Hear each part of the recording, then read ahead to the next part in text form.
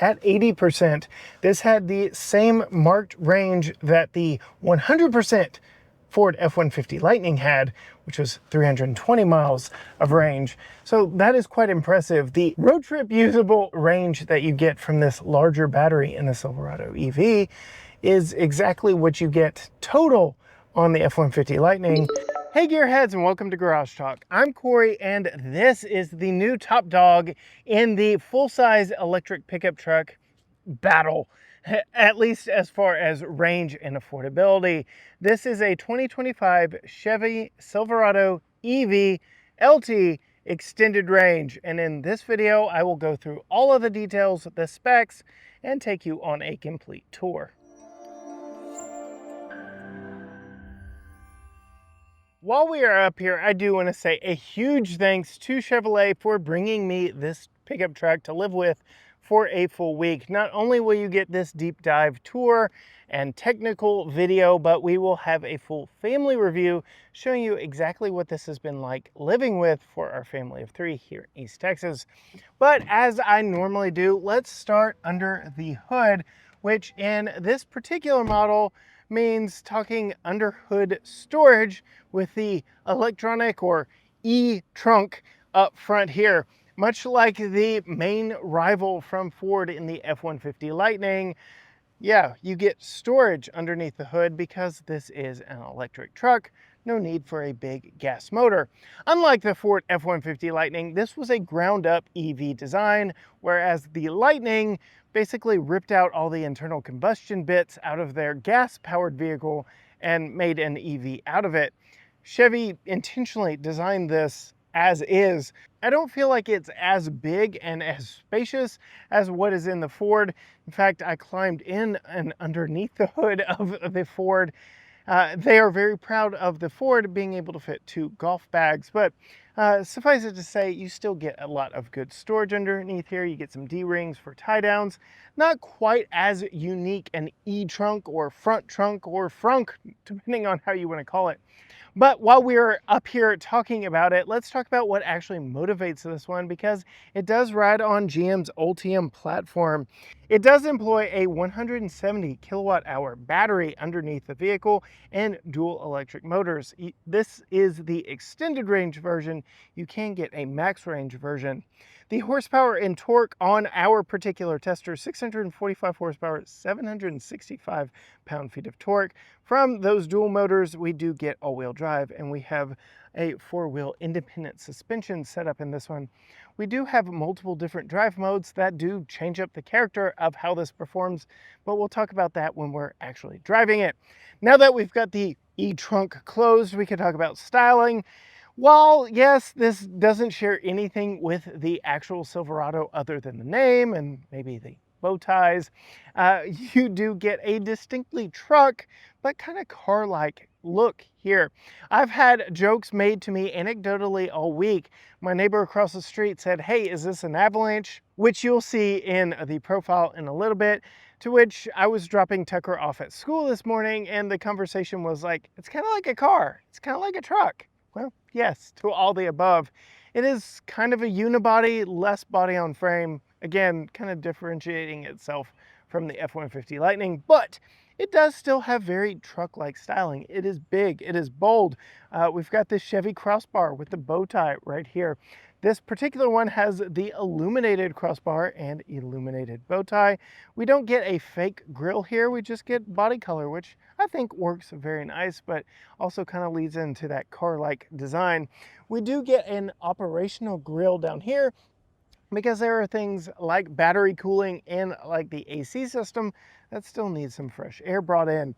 No tow hooks on our model, but Chevrolet has released a Trail Boss version that will give you some tow hooks, and yes, they are painted red. We get LED headlights in this one, and then coming around the corner, we get multiple ways for air to pass around this vehicle. Interestingly enough, again, this is a ground up, designed to be an EV from the get-go. I'm surprised at the efficiency of this one. I am seeing a very consistent 1.9 miles per kilowatt hour.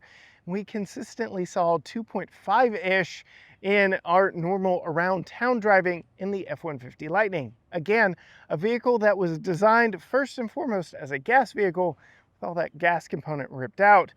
Though I will say weight is perhaps the biggest culprit of the difference between the two. The F-150 has lightweight aluminum body panels and a much smaller battery crammed between its frame rails, whereas the whole skateboard chassis of this is that 170 kilowatt hour battery pack that really does weigh this thing down. We'll talk more weights and payload and towing as we tour around the vehicle. As we pull across the front, I really do like the LED light bar now. I know it's coming across like it's pulsating here on camera, but that is just the difference in the refresh rates of the LEDs and my camera.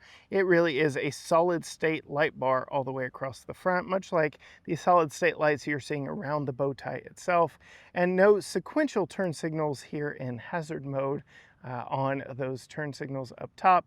But then, yes, those lower mounted LED headlights just underneath that cross light bar there. As we pull around to the side of the vehicle, this is again where my neighbor jokingly said, "Is that an Avalanche?" This is the modern Avalanche, if you will, because there are a lot of similarities in features there. And interestingly enough, as we pull around, this thing is long.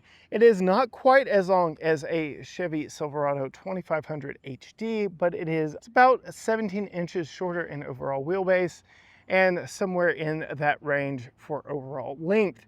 It does have a longer than usual bed than what you would typically see in a 1500 crew cab regular bed configuration.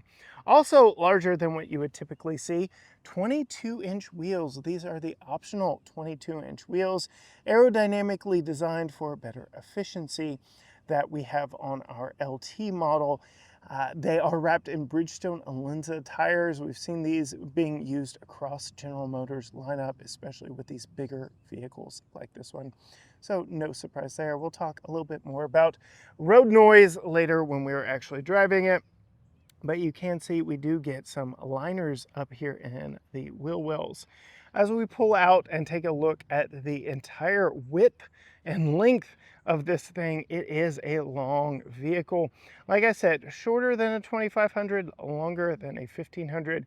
It really is a big vehicle all the way around. And I think all of that started with the battery discussion. So the wheelbase was really set by the fact that this is an EV and you can stretch the wheels out, but they also wanted to get the proper sized battery for the application underneath there. As we pull around to the back, you can see those flying buttresses that kind of hide and disguise just how long the bed is on this one. And then we get those taillight units that are fully LED as well. Also going up towards the cab of the vehicle, trying to disguise just how long that bed is. We have buttons on the tailgate itself. For the multi-flex tailgate, you can see full tailgate, mini tailgate, because it is a tailgate within a tailgate feature here. You can also double click this button right here on the key fob and the whole thing drops down. And then it gives you a very long bed for this size class of vehicle, much longer than what you get in the F-150 Lightning. Plenty of space. We have the optional Chevy Tech spray and bed liner and the optional roll-up tonneau cover, though I've got that open. We do have some power back here, but I'm gonna go ahead and hit that secondary button to drop that down, which allows me to come in just a little bit closer here to show you all the power options. 240 30 amp right there, 120 20 amp right here, and right here, all of which can be toggled from those buttons right there. So you can charge or power lots of items at the work site, the campsite, the tailgate site, whatever the case may be. We do get these bumper steps here, so I can, in theory, grab here and just climb up if the tailgate is up or down, or I can come over here, push that button, and now I have a step. Unlike the gas-powered trucks, I don't get the deployable handle here, so yes, I just had to trust my balance when climbing up the steps this way. Otherwise, because of the complexity and the added weight of the multi-flex, you do have to close it manually, but lots of storage options in the back. Now let's check out the storage options up front. Just like with the tailgate, there are multiple ways to get into the e-trunk. There's a button on the dash, or there's a button here Just give it a double tap, get a few beeps, lighting action going on, and then it slowly opens to life. And you can see we get a decent amount of storage up here with some safety measures in place in case anyone gets caught underneath here. You can see it is rubberized. We've already hauled some plants here, so we've got some dirt. We've got some built-in cup holders over here. We've got the Chevy charge cord right there. We've got our front license plate because Texas is a front license plate state. You can see we do have a drain plug for this section here, though I think the Ford Frunk, Mega Power Frunk, is a more usable front trunk. You may be wondering what this is. It is your jack and tools for replacing a spare tire. And then we do get some additional power up here, 120, 20 amp right there through that three-prong plug. And I do not have any buttons up here to actually close the e-trunk. The button inside on the dash and here on the key fob both require you to hold the button for it to close all the way. If I let go, it is going to stop on me. Maybe not instantaneously, but it will stop on me. I believe that is the Chevy lawyers making sure no carrots get chopped in the process. And if you know what I mean on that, you know. Now, unfortunately, because I stopped it, it's gonna open up the next time I press it. So then I had to press and hold again and just wait for it to close completely.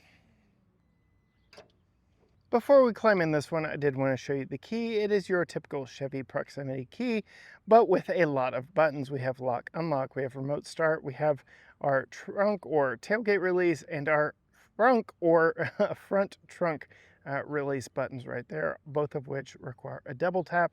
And again, to close is a double tap and hold for that front trunk. It is a proximity key, like I said, with proximity sensors for the welcome animation lighting. Let's see if it'll actually do it.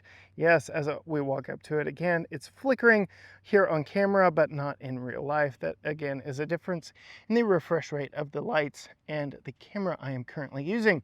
As we come around to the side of the vehicle, you can just keep your key in your pocket, your purse. Chevy General Motors does not do passive entry, they do active, so you have to push this button to lock and unlock the vehicle. I like how they put it on all four doors. So we're locked now, we can unlock and from the back doors, and depending on how you have it set up, this can lock and unlock all, or lock and unlock only the driver's door. So now we've got the driver's door unlocked and the back door is unlocked. But if you're a little concerned about safety and just wanted to unlock the driver's door, you can set that way up in the touchscreen. When you open it up, unfortunately, there is a supreme lack of color and differentiation here inside. It's black on black on black with some light gray accents all the way around. But with an $83,000 as tested price, this one is a little on the pricey side, but it starts at $73,000. So we do have some options on our particular model. We do have two-person memory seats here. You can see all of our window controls, but only express up down for the driver. That's an interesting one. We get the Evotex textured material we saw on the Hummer EV doors right up here, with Evotex more leather-like material on the actual armrest itself. Lots of hard Chevy plastics as you move down the door. So once you get away from these two sections, everything else is pretty much hard Chevy plastic. We get some bottle and umbrella holders down here. So bottle, umbrella, and nothing indicated here, but a little bit of storage in the door, which is nice. Coming around to the seat, you can see we have a multi-way positional seat with four-way lumbar, which is very nice, all tied to those memory settings. And then again, like I said, black on black with some light gray accents on these seats. I really do like the piping, the contrasting stitching. These are perforated, they are heated, they are ventilated. I like them. They've been fairly comfortable in our time.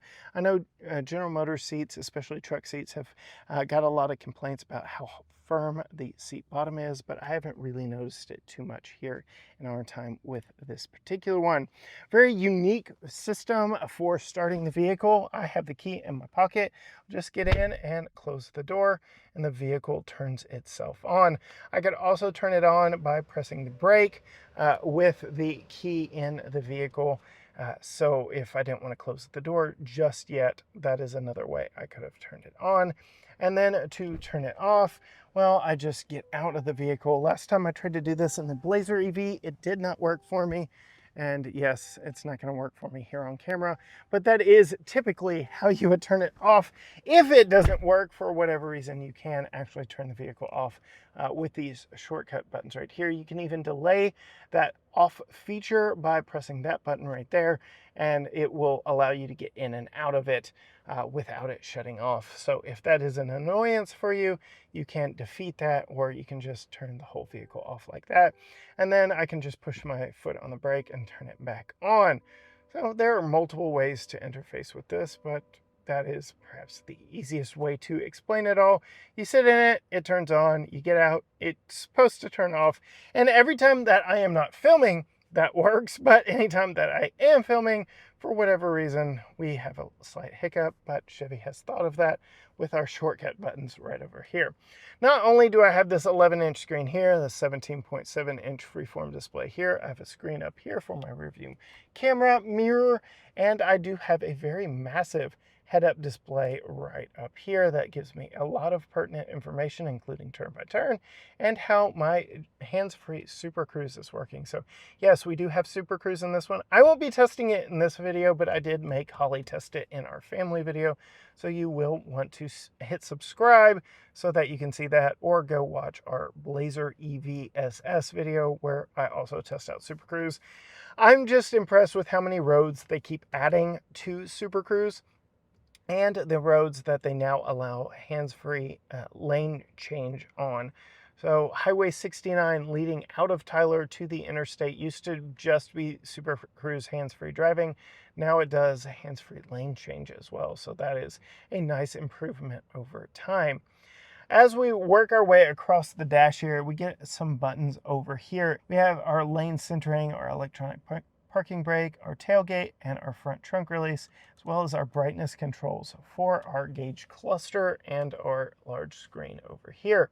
Most everything is done through the screen. The lighting controls are done through the screen. You can see we have that all built in right here. We have a few other shortcuts that we can control through the screen. You can hit this button here, more controls, drive and park, universal remotes. You can set up home link to reside here in the screen as well. So lots of stuff can be done here, including, as I said, the adjustments for how the locks work, and that you can go to your home screen. Home screen here, you can see we've got a lot of icons. You can download some more from the Play Store. We, on the Blazer EV, downloaded the PBS Kids app. When parked, Tucker was able to watch the Wildcats, which he really liked. You can see parking assist, charging assist, camera, and a lot of this stuff can be drug up here.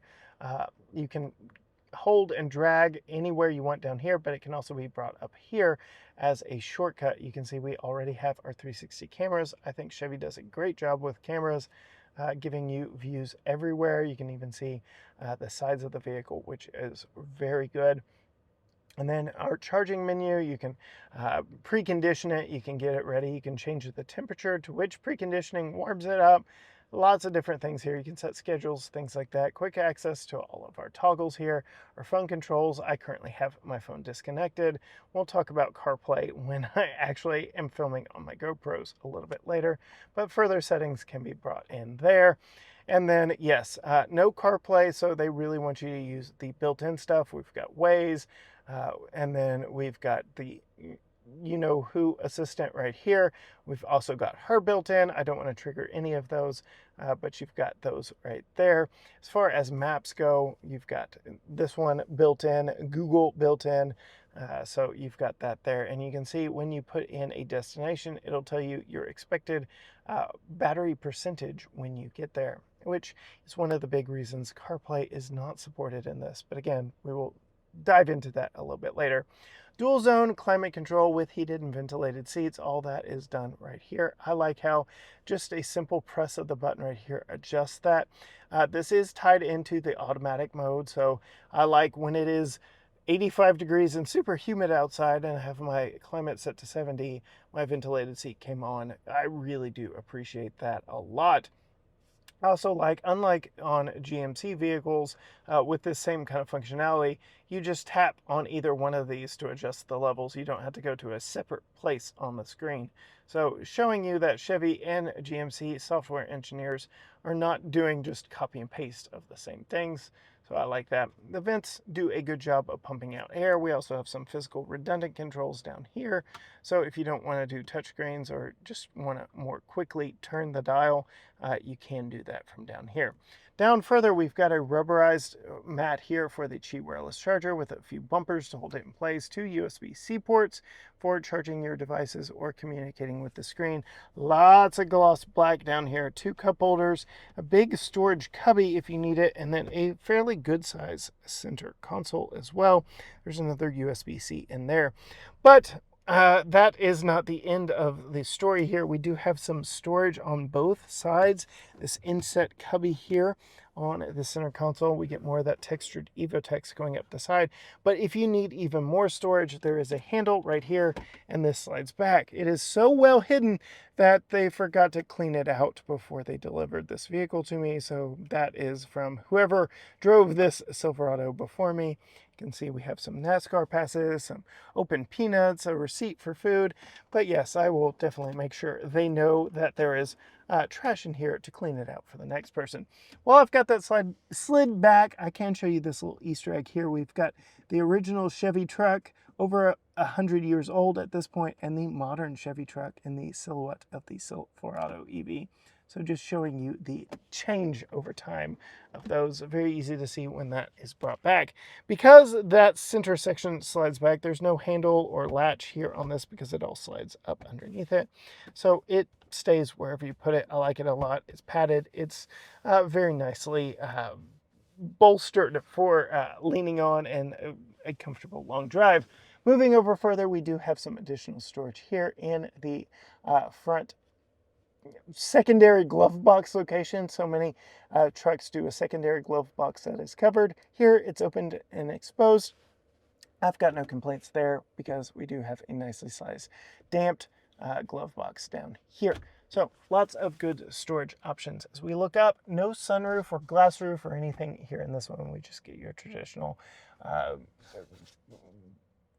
roof with no holes cut in it for additional light. You can get a full glass roof if you'd like, but we get some additional controls up here. No sunglass storage in this particular model, so no overhead storage, but yes, plenty of space up above me. I'm 5'10", I've got tons of room above my head right now.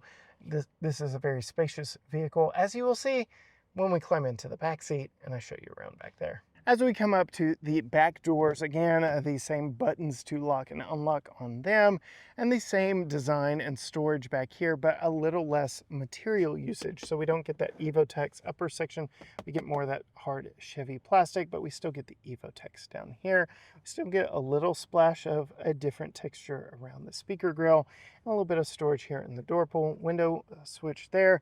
More bottle umbrella holder, so apparently Chevy's really worried about the rain in this one. A family feature I do want to point out are the child locks. They are physical controls. They aren't electric here on this Silverado EV, but take a look at all the legroom.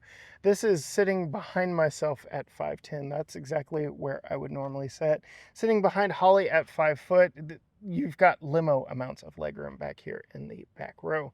Lots of space in this one. As we take a look at the seats, same echoing of the piping and the stitching, or the stitching, not the piping. I'll get that right here in just a moment. Fairly thin seat bottoms. We'll talk about that here in just a second, but get a grab handle in the B-pillar to climb up and a permanently mounted step down there. When you get in back here, you can see dual stage or tri-stage, actually heated outboard seats, which is nice. Dual air vents down here, more USB-C, and household style power back here with a little storage cubby that is all hard plastic. We still do not get a flat load floor back here. So a lot of the competitions, even in the gas pickup trucks, are giving fully flat floors in their pickup trucks. That is something you really see a lot of in EVs. So you would expect in the Silverado EV a completely flat floor. You don't get that. There is a slight rise to the center section there. There's no like transmission anything. There's no drive shaft anything. So I'm not quite sure why we don't have a completely flat floor, but you don't. Anyway, sitting behind myself, lots of legroom here. The vehicle is wide enough for 3 adults to sit comfortably, and even with the raised floor, I still have plenty of space back here. We do have cup holders on the back of the center console, though no rubber grippers here in this one. That's interesting. Storage here, and I already showed you the storage in the doors. If you want to see our install video of this child seat, be sure and hit subscribe. That'll be in our family review. Fold down armrest with 2 cup holders that do get rubber grippers, so that is nice. And then a lot of y'all complain Chevy doesn't do a third headrest in their back seats. We get it here in this one. We'll talk about these levers here in just a moment, but I did want to put the camera on the tripod to show you some of the cool features of this back seat.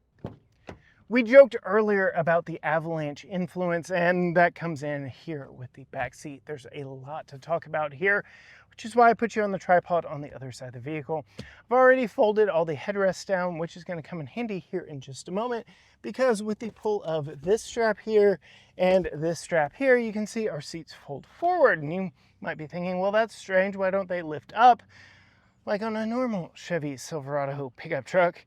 And that's because, well, we do have some underfloor storage here, but our Bose subwoofer is here, and then we have all of our additional storage here.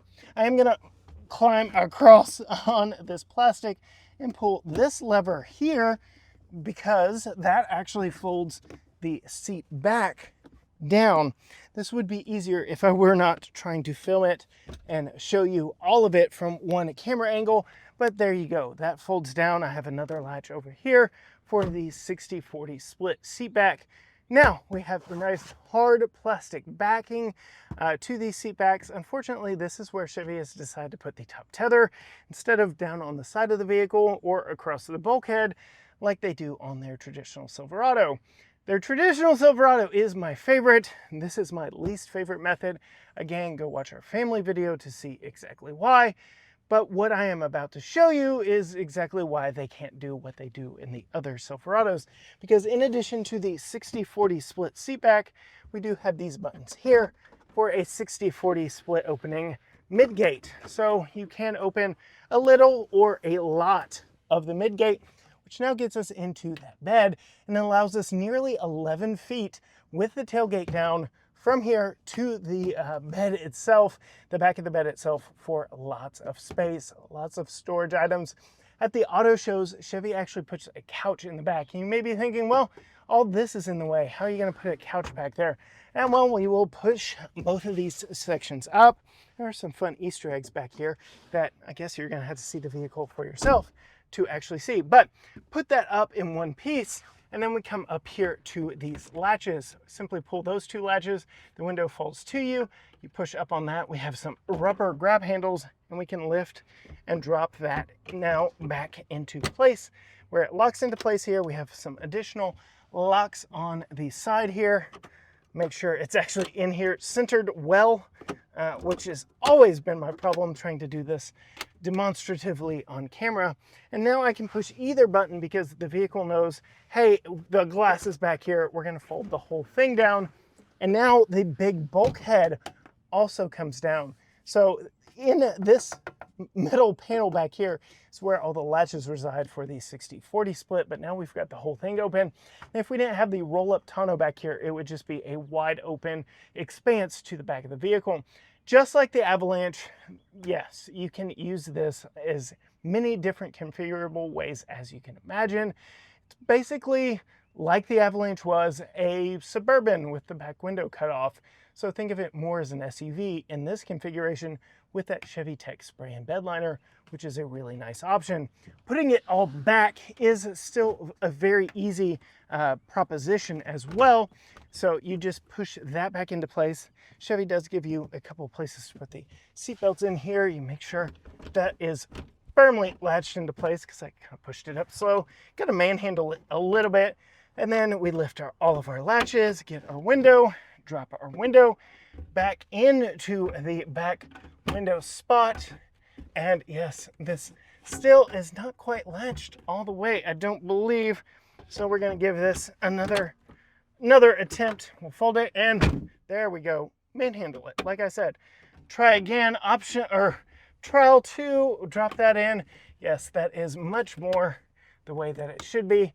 Now our window's in place, our midgate's in place, and we can start folding up seats and have passengers back here in the back. Very configurable. I like how they give us 60-40. I like how the 40% is over here, so Tucker can remain in his child safety seat, and we still open that 60% over here for if we've got some long lumber that we need to funnel through here so it's not hanging over the tailgate. Let's talk a little bit about towing here in the Silverado EV, because Chevrolet does give us this trailering information sticker right in the driver's door frame, so you have all the pertinent information based on how your vehicle is spec'd. You can see the weight of your vehicle is quite hefty, in our case at 8,600 pounds right there. And then our conventional trailer, we can tow up to 10,500 pounds on this one. And no, it's not gooseneck ready, so don't even think about doing it, but that is quite a bit of trailer weight right there. And then our max payload, 1385 in this one. Keep in mind, again, just how heavy the vehicle is itself. But as we discuss, anytime we have an electric pickup truck, who is this for? Are you going to be towing an RV long-term across the country in this Silverado EV? No, but would you be doing some work with perhaps a double axle trailer like this? Yeah, you absolutely could. Or as I'm about to show you, I am out by the lake. Would you be towing a boat out to the lake? Yeah, probably you would. And with over 300 miles of range in this one, nearly 400 miles as spec'd, 390 as the EPA estimates in this one, a short trip to the lake and back with a nearly 11,000 pound trailer setup could be done over short distances. So this is a very capable vehicle for the right situation. Now that we're inside, yes, let's talk range a little bit, because the EPA rates this extended range at 390 miles of range. That is with the larger 22-inch wheels instead of the standard 18s that you typically get on an LT. There is even a max range that can get you well into the 400s. With this one, as we've tested it at 80%, this had the same marked range that the 100% Ford F-150 Lightning had, which was 320 miles of range. So that is quite impressive. The usable, road trip usable amount of range that you get from this larger battery in the Silverado EV is exactly what you get total on the F-150 Lightning, though we never observed that in our testing. We did observe, as I mentioned, much better efficiency of electrons in the F-150 than what we get here with the 1.9 we've experienced in this one. And that's not just us, that's in the over 5,000 miles that this one's been driven. I did mention earlier different drive modes. We have my mode, normal mode, off-road, tow haul, and we have wide open watts, which changes everything in here and gets us ready to do our fastest 0 to 60 time. And I do want to thank our 0 to 60 race sponsors in RaceBox. They gave us this GPS timer to see just how quickly our vehicles accelerate, and you can get one to see how quickly you accelerate, as well as track lap times. Use the link and the promo code down in the description for 15% off. I will note that when engaging wide open watts, we now get a sound in the cabin when accelerating, but we're going to come to a complete stop right here. I'm going to stand on the brake and on the accelerator, and we are going to go. Oh my goodness, we got wheel slip from all 4 tires in this dual mode or dual motor all-wheel drive vehicle, but 4.82 seconds 0 to 60 here in this one. Just a quick off the bat, what can it do? And that was with a lot of wheel slip. They do get faster. You can get the RST version with its max range and get more out of it. I feel like we were let down just a little bit by the wheels and tires in this one. So why don't you say we go around and give it one more quick run to see what is capable here in this one. Now that the tires have been warmed up a little bit from that first run. I'm very curious. We will test at the end of the video what it's like not brake torquing it, but full stop here, standing on the brake with my left foot, standing on the accelerator with my right foot, and off we go. Still got some wheel slippage there, but much quicker 0 to 30, much quicker 0 to 60 in this one. So 4.56 seconds without the wheel spin, the dramatic wheel spin we experienced just then on the first one. But I'm going to go ahead and turn that off because the noise in here does get a little bit annoying. We'll go ahead and pull that away as well and focus a little bit more on the road ahead of us.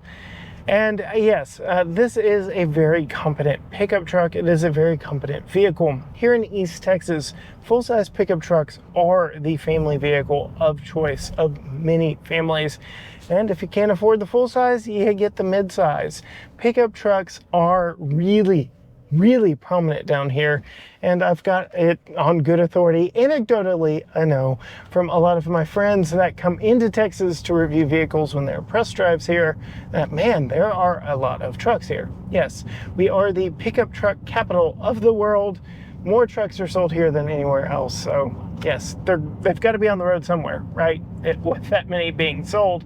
And we really like them for their family hauling capabilities. You saw just how much room is in the back seats back there, and that is one of the biggest reasons why. There's just so much space. This with the Midgate, with the front trunk, this is perhaps better than a minivan for overall configurability and just how well it works for multiple different occasions. You've got tons of room. You can fit 5 grown adults in here without complaint. The vehicle's wide enough, you really don't have to worry about 3 across in the back really complaining with each other. I could sit even next to Tucker's child safety seat without any problem.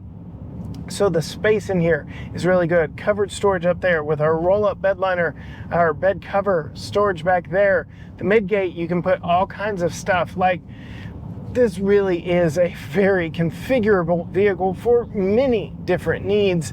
And then when it comes to the ride and handling and how it drives, I lamented a lot with the Blazer EV-SS that we most recently had here on the channel, how its sport tuned suspension really kind of let it down, how it jiggled every time it came to a stop because of its immense weight.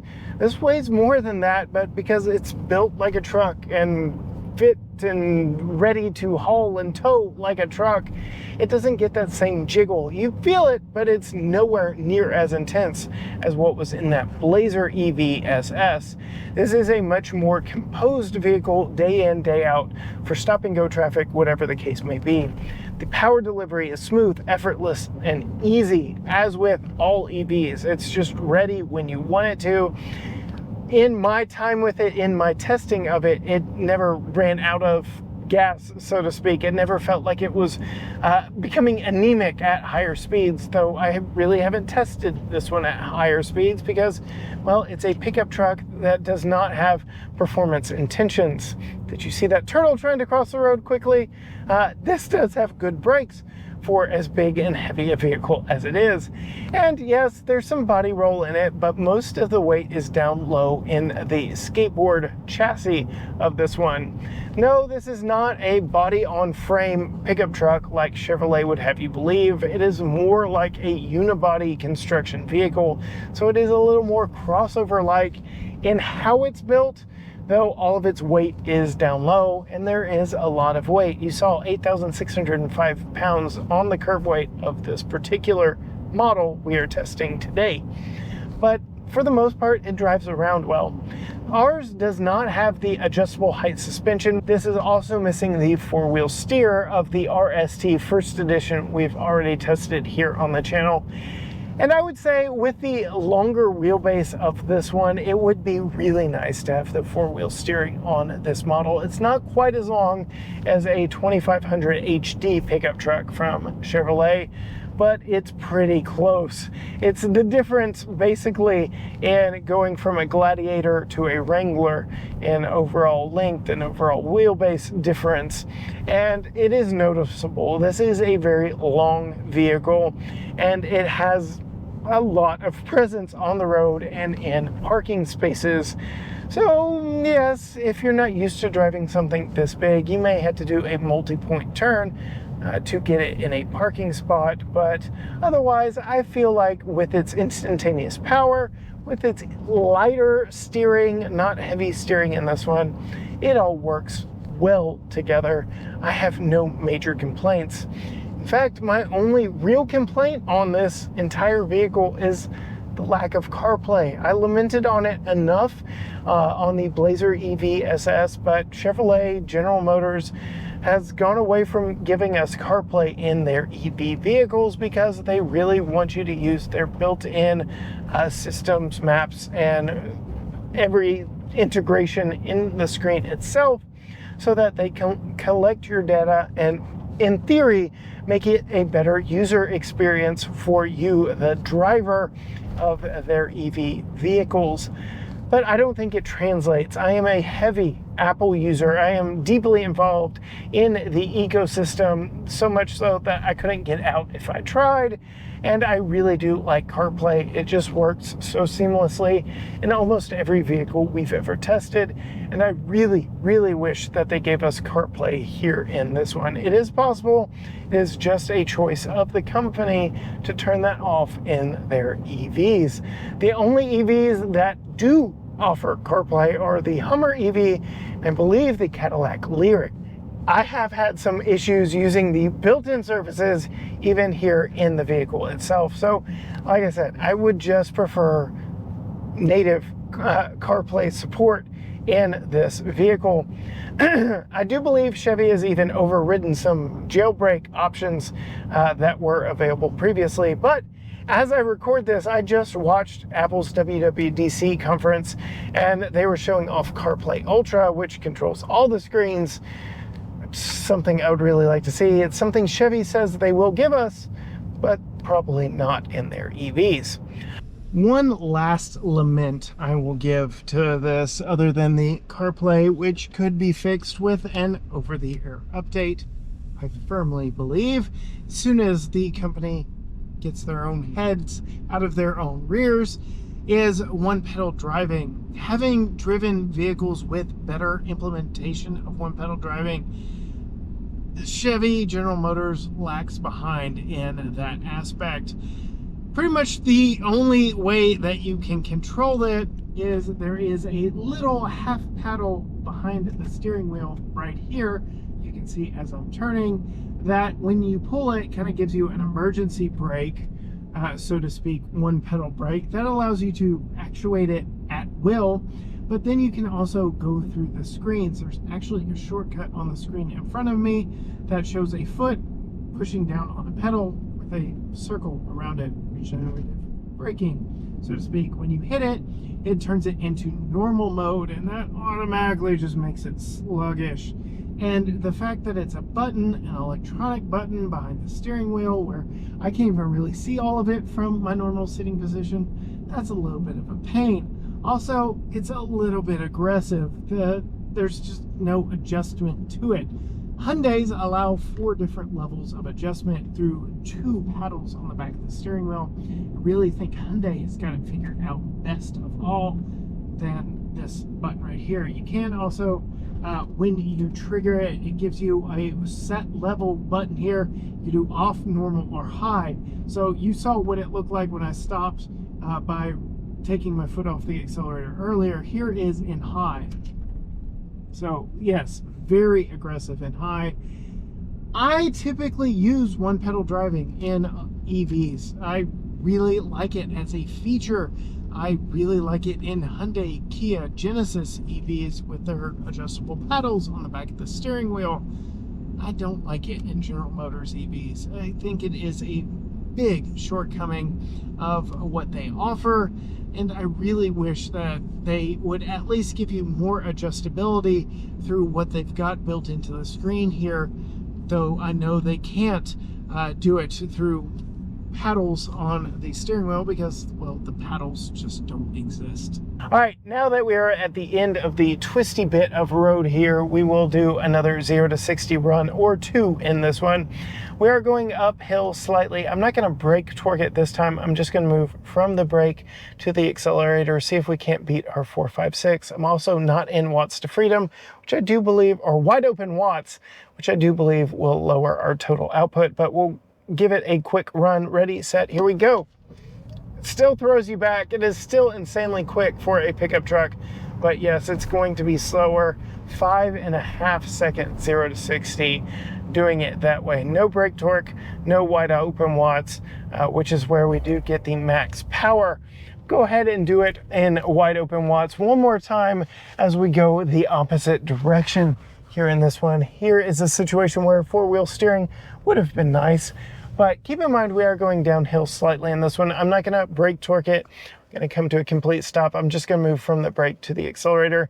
Again, 456 is the time to beat, and off we go. My goodness, this thing is quick. And 458. So yes, brake torquing it really doesn't do much. I will say though, we were going downhill slightly on that run. 456. I mean, 4.5 seconds, 0 to 60 in an 8,605 pound vehicle is pretty impressive. A vehicle that can also tow nearly 11,000 pounds, has 1,300 pounds of payload. It's quite impressive all the way around. It is very capable in what it can do for the right person. No, again, you will not be buying this to tow an RV across the country. Would you be buying it to possibly bring your boat to the lake, which is right out my window? Yeah, that is more a proper use case scenario of this. And here at 56% battery capacity, we have 215 miles of range left on this one. So again, short trips, carrying a heavy load, towing a heavy load back behind you, absolutely a possibility in this pickup truck. Another thing that is a possibility, we talked about Super Cruise, hands-free cruise control in this one. I didn't demonstrate it in this video, but I have a full video demonstrating how it can be done in a Chevy Suburban and how it can be done pulling a trailer in a Silverado, gas-powered Silverado. So yes, hands-free cruise control with a trailer behind you, something that Blue Cruise cannot do.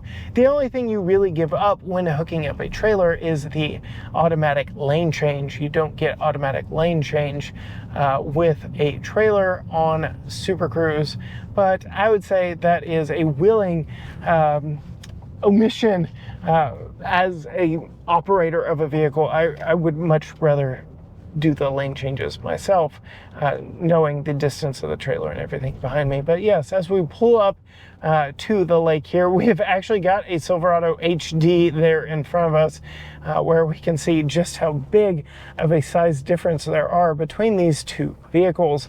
That is it for my solo review of this Silverado EV. If you want to see more from us here on the channel, be sure and hit the subscribe button down below and ring the bell so you are notified every time a new video drops.